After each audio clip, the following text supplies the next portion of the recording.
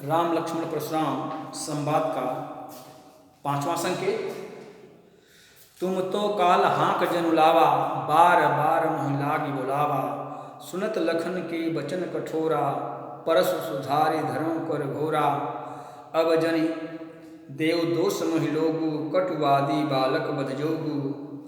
बाल बिलोक बहुत मैं बाँचा, अब यह मर निहार भा साँचा। कौशिक कहा क्षमु अपराधो, बाल दोष गुण गनहि न साधु। खर कुठार में अकरन कोहि, आगे अपराधे गुरुद्रोही। उतर देत छोड़ो बिन मारे, केवल कौशिक शील तुम्हारे। नत यही काटि कुठार कठोरे, गुरह उऋण होतों श्रम थोरे। गांधि सुनो को हृदय हसे, मुनि हरि हरि सोच। अय मैं खान उख में, अजहु न बूझ अबूझ। इस प्रस्तुत 5वें पद्यावतरण में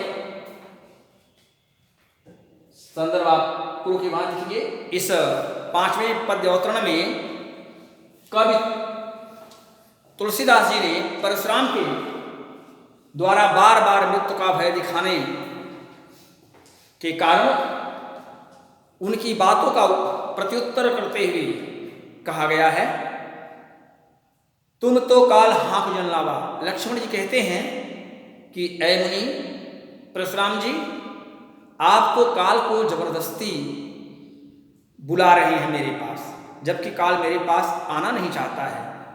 लक्ष्मण की इन कड़वी बातों को सुनकर, सुनहु लखन के वचन कठोरा। लक्ष्मण की इन कड़वी बातों को सुनकर परसु सुधारि धर्म कर घोरा। परशुराम जी ने अपने फरसे को या कुठार को हाथ में संभाल करके पकड़ लिया। अब जन देहि दोष मोहि लोगु, कटुवादी बालक बध जोगु। परशुराम जी सुधार करके हाथ में फावड़े को रख लेते हैं और कहते हैं कि अब कोई मेरा दोष नहीं देगा। कड़वी वाणी बोलने वाला यह बालक मारने के ही योग्य है। बाल बिलोक बहुत मैं बाँचा, इसको बालक समझकर मैंने बहुत बचाया, बहुत छोड़ा। अब यह मरनिहार भा साँचा, लेकिन वास्तव में यह मरने के ही काबिल है या मरने के ही योग्य है।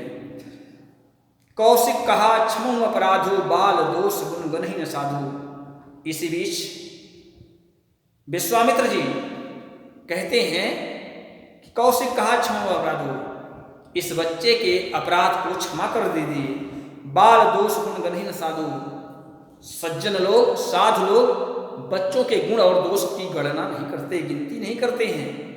उतर देत छोड़ो बिन मारे, खर कुठार में अकरन क्रोधी।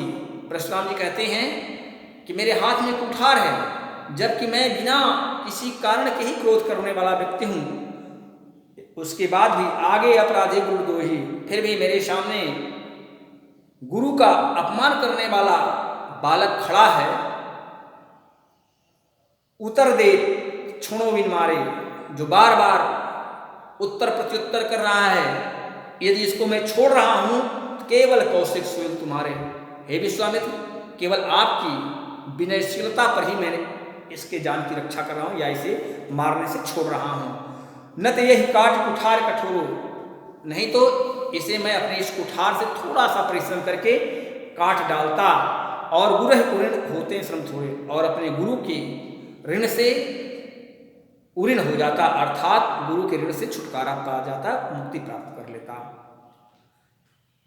गांधी सुनकर हृदय हंसी, मुनि हरि हरि सोच। इन बातों को सुनकर के विश्वामित्र जी कहते हैं कि जिस तरह से सावन में गधे को चारों तरफ हरा ही हरा दिखाई देता है, ठीक उसी प्रकार से इस परशुराम जी को हर एक बालक या चारों तरफ हरा ही हरा दिखाई दे रहा है, अर्थात यह राम और लक्ष्मण को सामान्य बालक समझ रहे हैं।